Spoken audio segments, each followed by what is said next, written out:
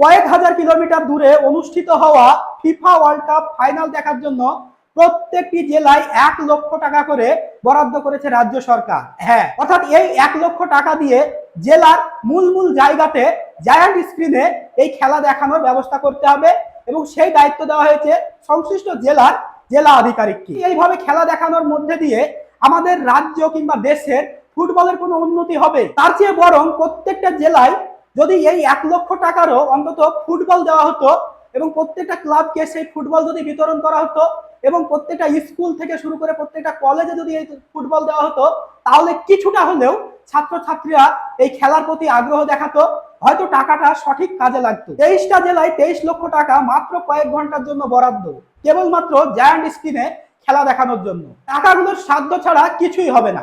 টাকাগুলো অনেক কল্যাণমূলক কাজে ব্যবহার করা যেত এইভাবে জায়ান্ট স্ক্রিনে খেলা না দেখিয়ে।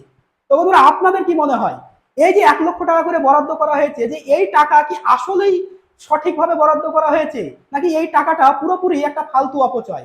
অবশ্যই আপনার মূল্যবান মন্তব্যটি কমেন্টে লিখে জানাবেন আর ভিডিওটিকে প্রচুর পরিমাণে শেয়ার করে দিবেন। আর এইরকমই আর ইনফরমেটিভ ভিডিও পেতে অবশ্যই আমাকে ফলো করে রাখবেন।